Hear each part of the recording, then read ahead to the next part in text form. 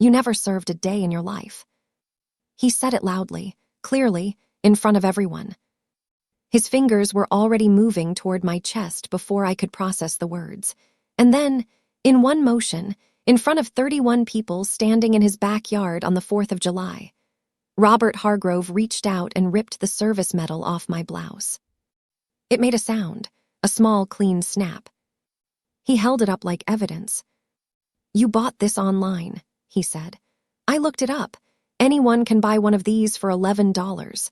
You've been wearing a lie on your chest at every family event for 6 years, and I am done letting it slide." The backyard went quiet. The only sound was the distant pop of someone's early fireworks 2 streets over, and the soft clink of ice in someone's glass as they stopped mid-sip. I looked at the medal in his hand. I looked at my husband, Derek. Derek was looking at the ground. And I said nothing. Before I tell you what happened next morning, before I tell you about the sealed envelope and the man in dress uniform who knocked on the Hargrove front door at 8:47 in the morning, I want to ask you something. If you had 11 years of classified service that you were legally prohibited from discussing in any detail, and your father-in-law humiliated you in front of your entire family and ripped a medal off your chest, would you have spoken up immediately? Or would you have made one phone call that night and waited? Tell me in the comments, because what I chose to do and what happened because of it changed everything. Let me start from the beginning. I met Derek Hargrove in the fall of 2016 at a conference in Washington, D.C. I was between assignments. He was working in private sector logistics. He was warm and funny, and a little bit lost, the way some people are when they've spent their whole lives orbiting a very large, very confident man and haven't quite figured out who they are without that orbit. The large, confident man was his father. Robert Hargrove had served 2 tours with the Marine Corps in the 1980s, had retired as a staff sergeant, and had spent the following 30 years building a construction business and a reputation as the kind of man who believed the world could be sorted cleanly into 2 categories: people who had earned their place and people who were pretending. He decided I was the second kind approximately 14 minutes after meeting me. It wasn't dramatic the first time. He just looked at me, really looked at me, the way a man looks at something he's trying to appraise quickly, and then turned back to Derek and said, "She seems nice." The word nice carried everything he thought of me inside it, the way a small box can hold a great deal of weight. I noticed. I didn't say anything. That became the pattern for the 6 years of my marriage to Derek.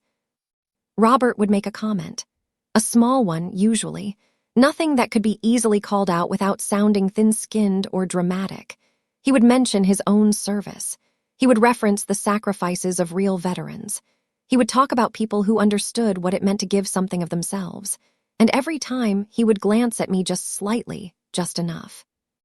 Derek would change the subject. I would say nothing. The medal came up the 3rd year. It was Thanksgiving. I had worn it because I always wore it on national holidays. It was a habit from years I could not explain in detail and a practice that had become part of who I was even in civilian life. Robert noticed it at dinner and asked, with studied casualness, what it was for. "Service," I said. "What branch?" "I worked with multiple branches in an advisory capacity," I said. He put his fork down very slowly. "That's not really serving." "Robert," Derek said. "I'm asking a question." He looked at me. "What did you actually do? Because that medal isn't nothing. That's a commendation medal. Who gave it to you?" "I'm not able to discuss the specifics," I said. He smiled. It was a small smile, patient, the smile of a man who had just heard exactly what he expected to hear. "She's not able to discuss the specifics," he repeated, to no one in particular. He picked his fork back up. I looked at Derek. Derek looked at his plate. I said nothing. What I could not tell Robert Hargrove was this. I had spent 11 years as a senior intelligence officer attached to a joint task force operating primarily in Eastern Europe and parts of the Middle East. My work was classified at a level that required active clearance to access. The operations I had been involved in were not discussed in public records. The citations I had received were sealed by order of the Department of Defense. The medal on my chest had not cost $11. It had cost something I could not put a dollar value on. In October of 2013, a surveillance operation I had personally designed and coordinated had identified a threat that, had it gone undetected for another 72 hours, would have resulted in the deaths of 14 American personnel operating in a forward position. I spent 31 hours without sleep coordinating the response. I was the last person to leave the operations room. I had been nominated for the citation twice before the final commendation was approved, because the nature of the work meant even the approval process had to move through classified channels. I had 2 congressional citations that had never appeared in any public record. I had never told Derek the full scope of it. Not because I didn't trust him, but because when you spend long enough living inside information that cannot leave a room, you stop knowing how to bring it into ordinary life without it feeling wrong. You become careful. Careful becomes quiet. Quiet becomes a habit. And habits become the thing other people mistake for having nothing to say. By the summer of 2022, the situation in the Hargrove family had shifted in a way I had been watching carefully for about 8 months. Derek's sister Pam had started a construction management company using startup capital she had borrowed from Robert. The business was not doing well. Robert had quietly shifted most of his emotional and financial investment toward Pam's venture and had begun pulling Derek into that orbit. Long phone calls, weekend visits, strategy conversations that I was never explicitly excluded from but was never included in either. I had watched Derek change during those months. He had started agreeing with his father more, not in loud ways, in small ones, a nod where he used to be quiet, a laugh where he used to be neutral, a silence where he used to offer a small defense of me. The silence was the part that told me the most. By the 4th of July, I had made a decision. I had not announced it. I had simply made it, the way you make certain decisions when you have spent a career being precise about the difference between what you know and what you are still finding out. I would go to the Hargrove reunion. I would wear the medal. I would say nothing unless something happened that crossed a line I had already drawn in my own mind. And then I would make a phone call. The 4th of July at the Hargrove estate was always large. Robert had a property in western Pennsylvania with a wide backyard that backed onto a tree line. He had a gas grill the size of a small car, a flagpole in the center of the yard that flew the American flag and the Marine Corps flag on alternate years. This was a Marine flag year, and a tradition of gathering every veteran or veteran-adjacent person he knew within driving distance. There were 31 people in that yard by 2 in the afternoon. 6 of them had served in some capacity. Robert knew all of their service histories and referenced them throughout the day with the ease of a man reciting scripture he had memorized so long ago it no longer required effort. I arrived with Derek at noon. Robert shook Derek's hand and squeezed his shoulder. He looked at me and said, "Claire," the way you say the name of a piece of furniture you've learned to work around. "Robert," I said. I found a spot near the end of the long picnic table and talked to Derek's cousin Wren for a while about her garden. I helped carry food from the kitchen 3 times. I laughed at the right moments. I was present and functional and entirely invisible to Robert, which was the usual state of things. By 4 o'clock, the conversation had turned to service. It always turned to service by 4 o'clock. Robert had opened his 3rd beer and was talking to 2 of his former Marine friends, men named Gus and Dale, about a mutual friend who had been denied VA benefits for reasons that were genuinely unjust.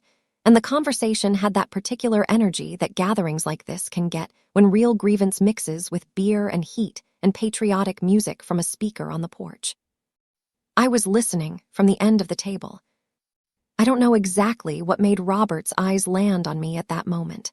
Maybe it was the medal catching the afternoon light.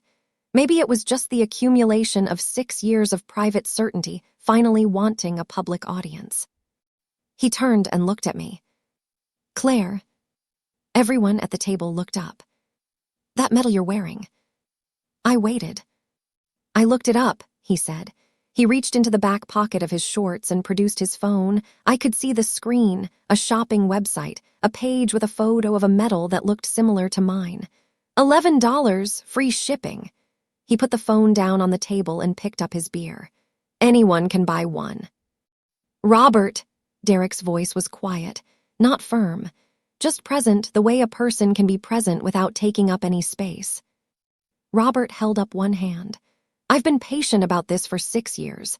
6 years of this woman wearing a medal at family events, implying she served, implying she gave something, and every time anyone asks her a direct question, she gives this answer about not being able to discuss it." He looked around the table. "Gus, Dale, what does that sound like to you?" Gus looked uncomfortable. "Bob, what does it sound like?" Dale, who was more like Robert than Gus, took a slow sip of his beer. "Sounds like someone who doesn't want to answer the question." "That's right," Robert said. He pushed his chair back and stood up. He was a large man, Robert, not just in height, in the space he took up in every room. "I'm sorry, but I am not going to sit here on the 4th of July and watch someone wear a decoration they did not earn." He walked around the table. I watched him come. I looked at Derek. Derek's jaw was tight. His eyes were on the table. Robert stopped in front of me. He looked at the medal. He looked at me. "You want to tell these people what that's actually for," he said, "because I gave you 6 years to explain it. 6 years." "I can't discuss the details of my service," I said. "Right," he nodded slowly. "You can't," he reached out. "Then I'll take that back." And he did. The snap was small, clean. He held the medal up in the air for a moment, held it up to the whole yard, to the 31 people who had gone very still. And then he set it down on the table in front of Derek like he was returning something that had been borrowed without asking. "You bought it online," he said to me. "You have been lying to this family for 6 years. I don't know what else you've been lying about, but this stops today." He walked back to his end of the table. Someone's eyes clinked. The fireworks popped 2 streets away. I looked at the medal on the table in front of Derek. I looked at my husband. Derek did not pick up the medal. He did not speak. He looked at his plate. I stood up. I picked up the medal. I put it in my pocket. I said, "Excuse me," to no one in particular, and I walked to the far end of the yard and stood near the tree line until I had decided what I was going to do. It took me about 4 minutes. I have been in rooms where the outcome of a decision affected 14 lives. I know the difference between an emotional response and a strategic one.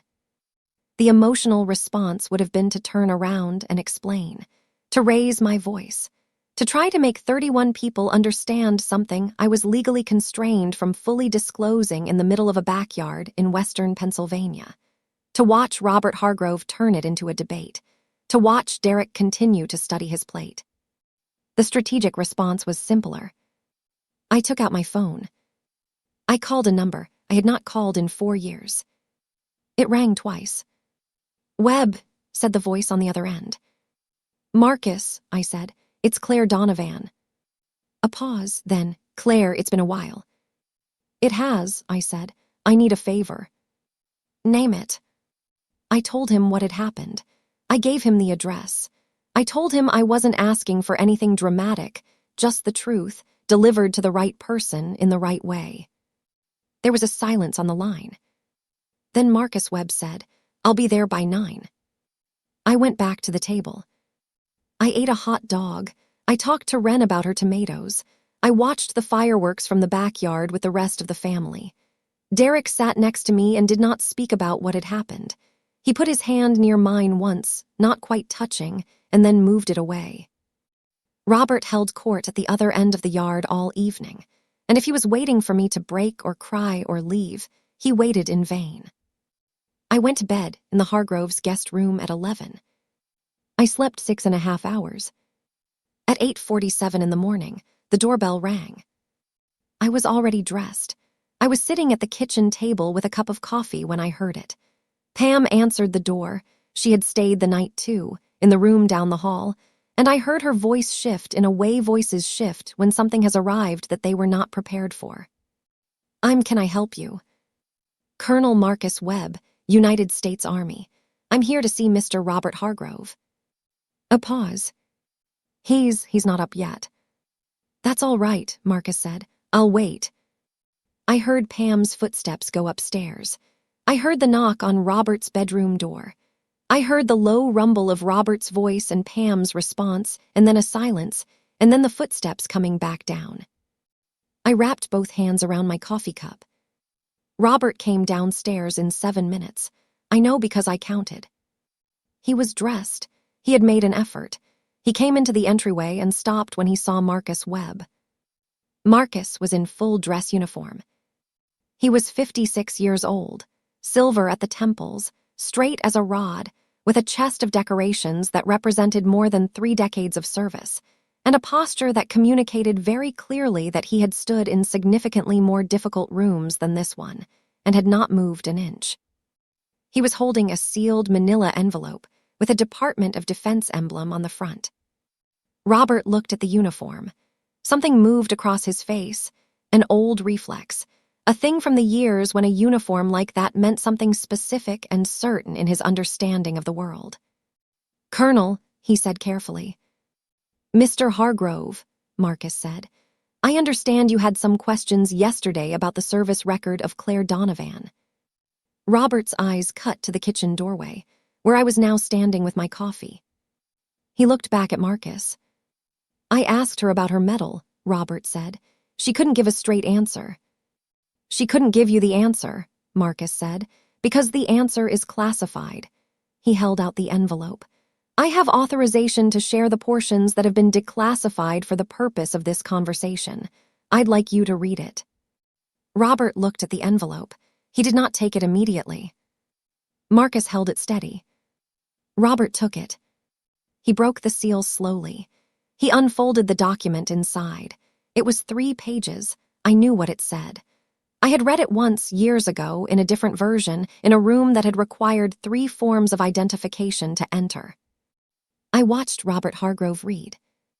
I watched the color change in his face, not fast, slowly, the way color drains from a landscape when a cloud passes over the sun. He turned the first page.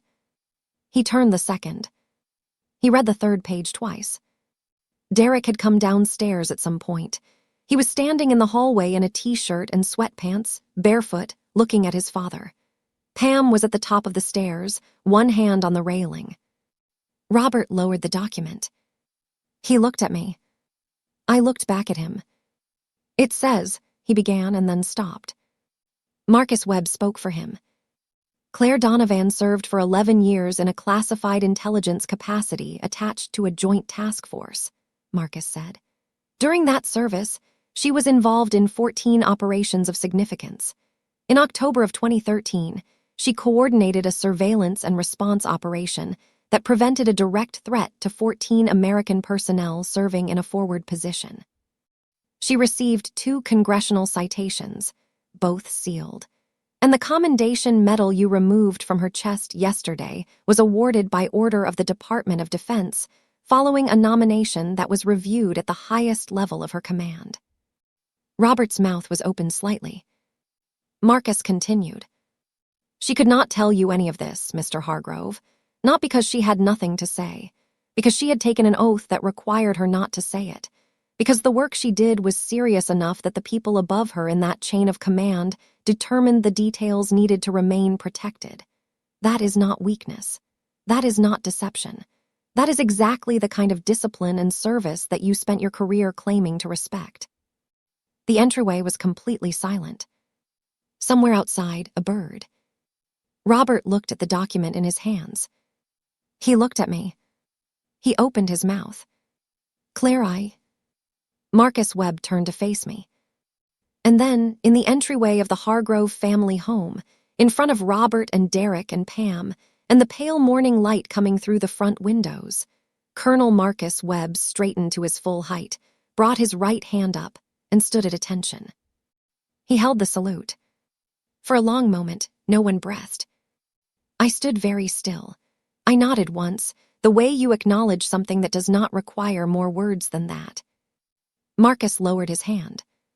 He looked at Robert one more time, not with contempt, just with the steady finality of a man who has said what needed to be said and has nowhere further to go, and then he looked at me. "It was an honor, Claire," he said. "Marcus," I said. He walked to the door. He opened it. He left. I want to stop here for a moment. Because I know what some of you are thinking. You're thinking, why didn't she just tell them? Why did she let it go on for 6 years? Why didn't she find some way to prove it without waiting for a moment like this one? I understand the question. But here is what I want you to think about. There are people in this world who do extraordinary things that they are never allowed to talk about. People who carry proof that cannot be shown, truth that cannot be spoken, records that are locked behind clearances most people don't know exist. And they walk around in ordinary life, at family dinners, at 4th of July reunions, in backyards with people who have decided they already know what kind of person they're dealing with, and they stay quiet. Not because they have nothing to say, but because what they have to say belongs to a room that most people will never be allowed to enter. The silence was not weakness. The silence was the job. If you've ever been underestimated by someone who was too certain to ask the right questions, if you've ever stood in a room where someone held up a version of you that wasn't you and dared you to defend yourself against it, leave a like on this video. Because Claire Donovan's story is for you. I stayed in the entryway after Marcus left. Robert was still holding the document. His face had done something I had never seen it do in 6 years. It had collapsed slightly, not dramatically, not into tears or performance, just inward. The way a face goes when a person has to revise something they were completely certain about and finds the revision more expensive than they expected. "Claire," he said. "You don't have to," I said. "I need to." "Robert," my voice was calm, entirely calm. I had been in this place before in other rooms with other men who had been very certain and then very wrong. "I know." He put the document on the side table near the front door. He looked at his son. Derek was looking at me.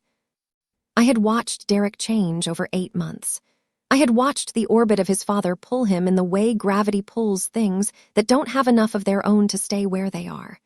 I had watched him stop defending me in small ways.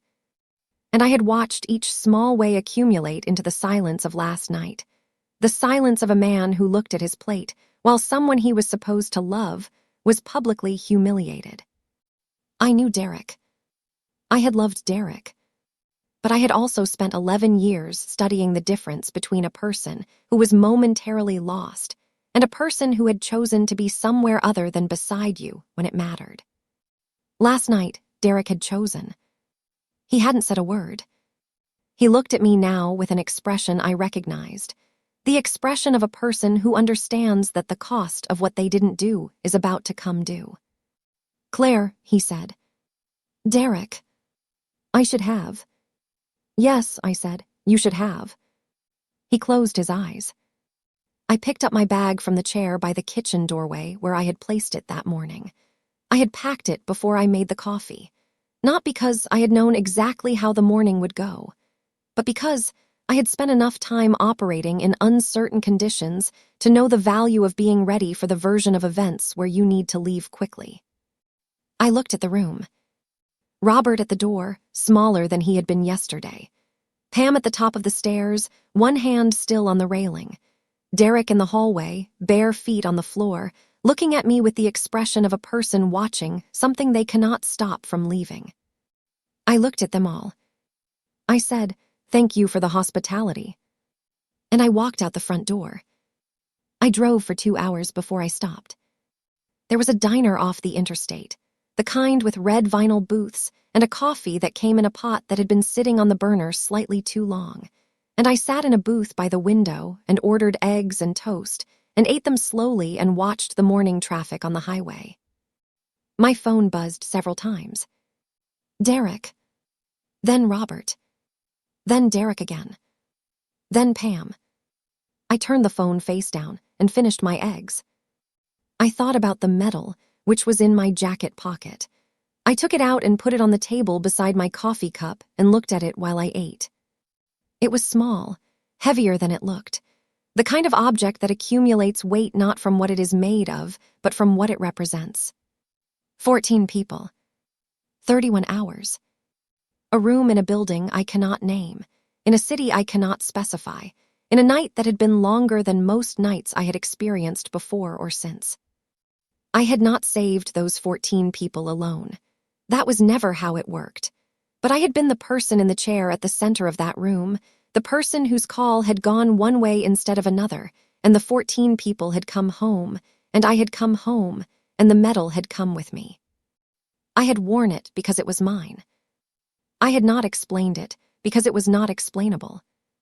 And I had waited as I had always waited, not because I lacked words, but because I had learned that the right words, delivered in the right room, at the right moment, accomplish more than any amount of noise delivered out of frustration. The right room, it turned out, had been a front entryway in western Pennsylvania on the 5th of July. The right moment had been 8:47 in the morning. I called Marcus Webb from the diner parking lot. "How did it go?" he asked. "It went," I said. "You okay?" I thought about the question. I applied the same standard to it I applied to most questions. Not what did I want to say, but what was actually true. "I will be," I said. "Good." A pause. "For what it's worth, Claire, that file, what's in it? I've read a lot of files, I don't say that lightly." "I know you don't." "You should be proud of it." I looked at the medal in my palm. "I am," I said. 6 months later, Derek and I completed our divorce. It was quiet. There were no large scenes. We had no children and a moderate amount of shared property, and 2 people who had reached the end of what they had been to each other without either of them being the villain of the story. I think the truest thing I can say about Derek is that he loved me in the way people love things they don't fully understand, and that when the moment came to choose between understanding me and staying in the orbit of his father's certainty, he made a choice, and choices have weight, and the weight of that one was more than our marriage could carry. He called me once, 3 months after the reunion. He said he was sorry. I told him I believed him. I meant it. Robert Hargrove called once, too, 2 months after the reunion. He did not have a speech prepared. I could hear that from the first sentence. He said my name, and then there was a long silence, and then he said, "I was wrong about you." "Yes," I said. "I'm sorry," he said. It was the first time I had heard him say that word about anything. "I know," I said. We were both quiet for a moment. "That operation," he said. "In 2013, I read that part 3 times. "Okay," I said. 14 people, he said. "Yes." Another silence. "You should have told me," he said.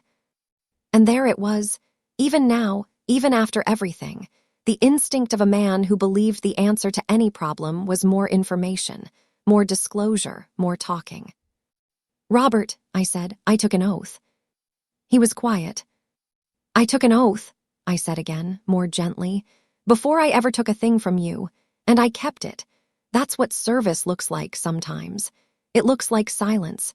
It looks like staying quiet while someone misunderstands you because the alternative is breaking something that matters more than being understood."